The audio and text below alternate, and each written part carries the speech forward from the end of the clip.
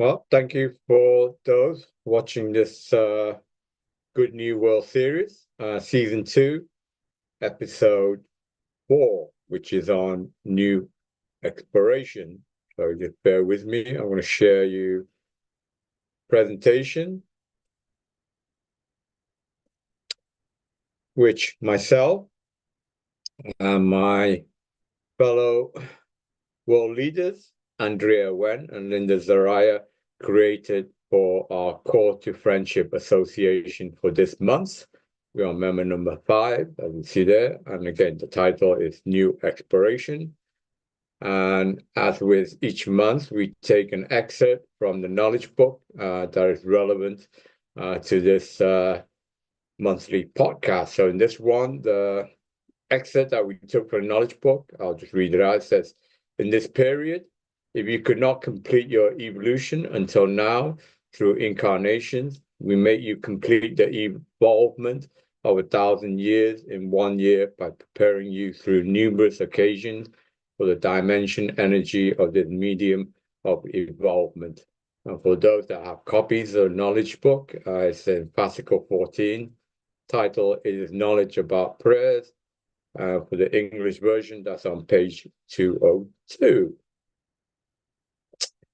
So, new exploration. Well, the subtitle is Deem the Eternals. So, I know there's a Hollywood movies called The Eternal, but actually, I sort of formulated this name even before the Hollywood movie was released. So, whether it's coincidence or maybe, like I said, divine fate that we all came to that same title.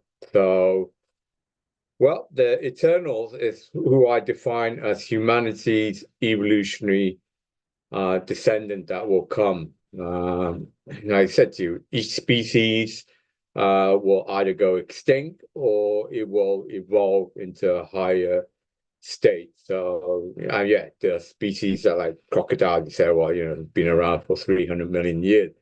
But in truth, even crocodiles that, like I said, appeared on our planet before the dinosaur has evolved over that period. So humanity, if we survive our own self-inflicted destruction, then chances are we too will evolve. And I generally believe that we will evolve to a higher evolved species one day that will explore the outer stars as aliens and the inner spirits as angels. And the Eternals is what I deem as the future of humankind.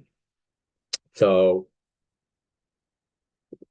my deliverance of this message, now this is where maybe people will like, like why you call Clystar the chosen one. Well, I'll give a little bit more detail. Those that, follow my podcast and social media will already pretty much know it. But Clystar obviously comes from my Chinese name, Kun Liang Ying, which actually, if you take the Chinese character, actually means Earth's good answer.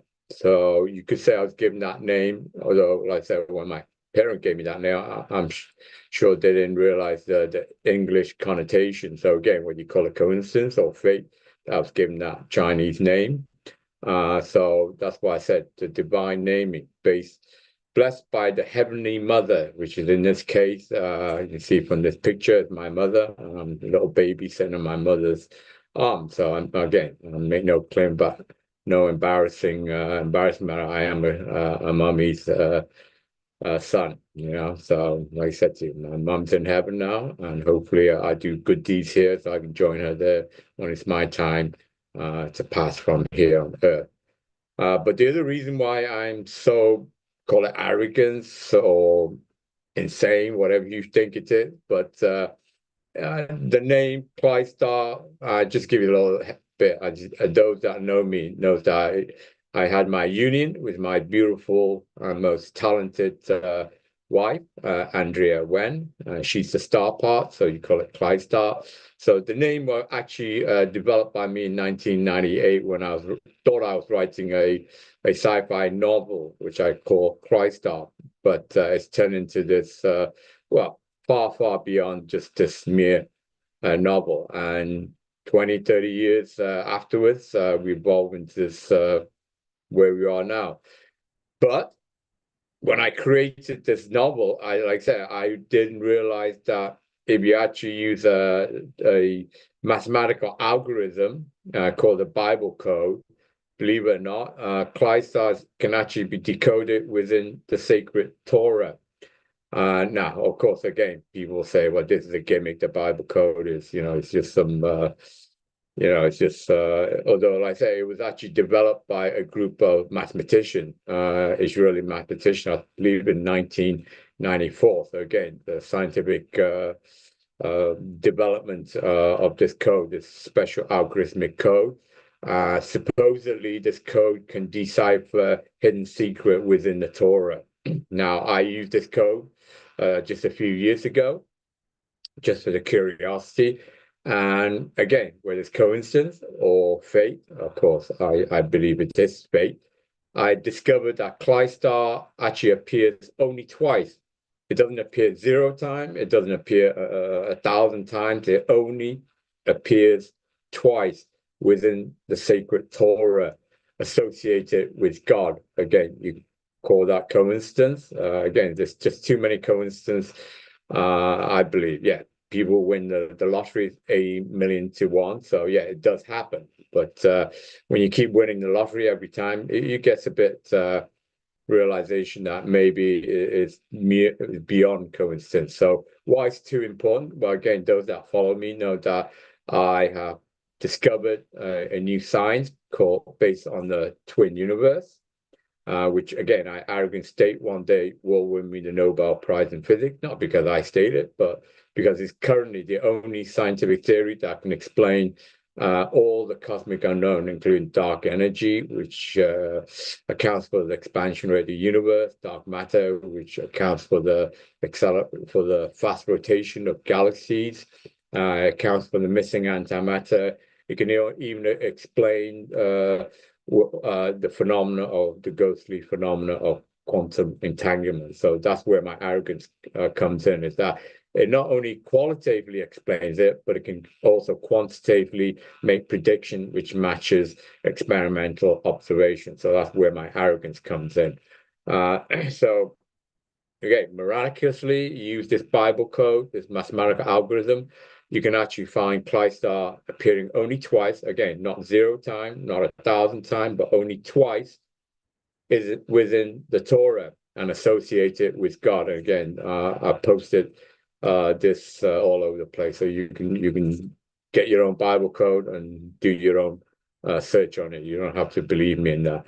But what is even more miraculous is that Kleist 2 occurrence, the first occurrence appears starts in Genesis. So those that know the Bible know that Genesis is in the beginning. You could argue Kleist star is started at the very beginning at the first occurrence. But the second occurrence of Kleist star within the Torah, again, miraculously appears in the book of Exodus. And again, those that know the Bible know that Exodus is about Moses' story about taking the children of God to a promised land. So again, maybe it's coincidence, or maybe that's I arrogantly said the chosen one to take the beginning from Genesis and end in the Exodus to take the children of God to the promised land. So again, you could argue it's all coincidence, but again, like I said, you can win the lottery once, but if you keep winning it these number of times, then it gets beyond just mere coincidence. So, so I just generally do believe that there is this cosmic balance between heaven and earth, and my mission is guided by God's hand through this prophecy, through my naming Kun Liang Ying, which again, maybe translated into English means Earth's good ancestor. So anyway, in 2018, I published my God book, which contains all the new mathematics, which logically defines God, and the new science, which experimentally proves God. This God book was first translated by my Well, my beautiful, talented star component of ClydStar, Andrea Wen, she translated it into a Dios Spanish version. So she is also the master scribe, which will do all the other different translation to come. Now, the universal knowledge. So my goal in life is not to ask people to worship me. Yeah, I'm human, so people want to kiss my butt. Like any human, I enjoy my butt being kissed. I mean, and anyone who claims that's not the case, well, they're just, I guess, not telling the truth, right? But that's not my aim in life. My aim in life, I believe, genuinely, is just to deliver knowledge and truth. That's it. And how each individual wants to take that knowledge and truth, absorb it and use it or not, that's up to them. So this uniform knowledge starts with the sacred writing, which, as I mentioned to you, I'm not because I've written more other books beyond my award-winning book, From Newton, Einstein to God, and various other books and technical publication. But God book is my most definitive and most important book, which is 2018. And this is the divine translation that bridges the message, which, I genuinely believe was delivered to me by the greater universe, to me, for it to deliver to the rest of humanity. And whether you think I am not believable, then get the book, read the book. It contains the science, it contains mathematics. And again, the one beautiful thing about science is math is it shows the facts. It's not fake. It doesn't say believe me. No, look at the facts. And if you think the facts is wrong, then you can logically argue against it. So I challenge anyone that wants to challenge what I did. And like I said, look at the numbers, look at the predictions, etc. That comes from it. Like I said, I welcome all challenges. So again, part of that's the eternal truth. I'm building the wisdom, which again, I leave it to each of the individual to absorb the knowledge and the truth and allow them to use it as they deem appropriate.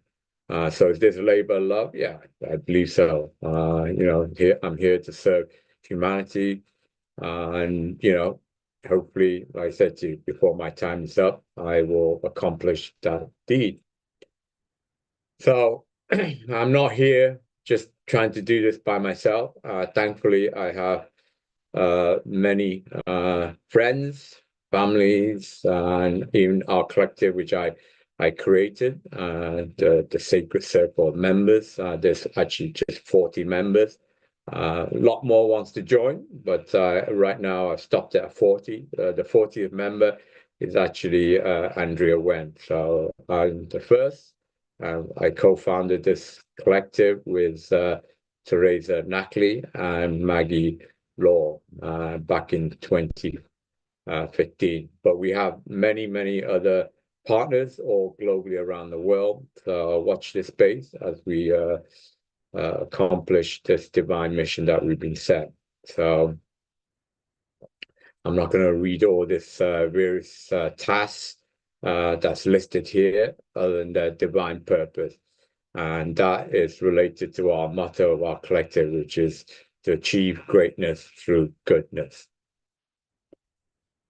Now, this is the God book I was referencing. So the Eternals are a group of entities, members, and this section I call readers. So those that search for knowledge and able to discern the truth. And again, those that want to challenge me, I'm up for it. But like I said to you, read the facts. I publish the facts, so it's readily available. So I welcome those to read the facts. And if you think my facts are wrong, my logic is wrong, then like I said to you, I'd be more than happy to get into a debate on a scientific aspect, not on a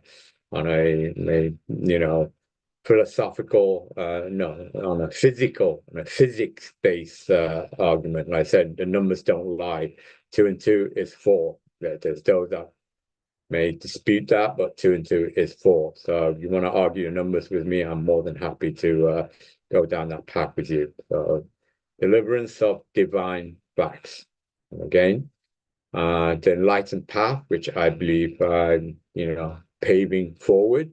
Those that are wisdom seekers, I published my book, Delivered the Knowledge and Truth that the Cosmos has delivered me. And again, it's up to you individually to absorb that, take it, and use it to your best cause in your life. And I said to you, my knowledge and the truth is the principles which I stand on.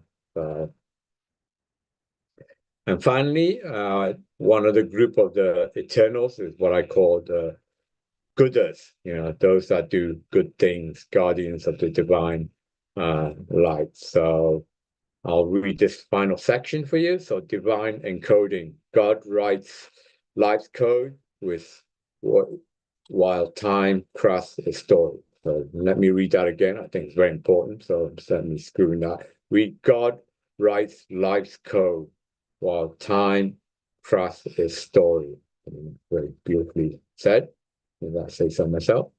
The sacred choice. Humanity walks path of their own spiritual making.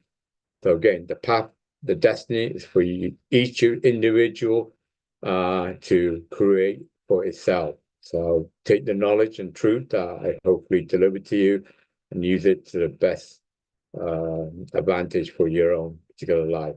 Okay. Then angelic evolution.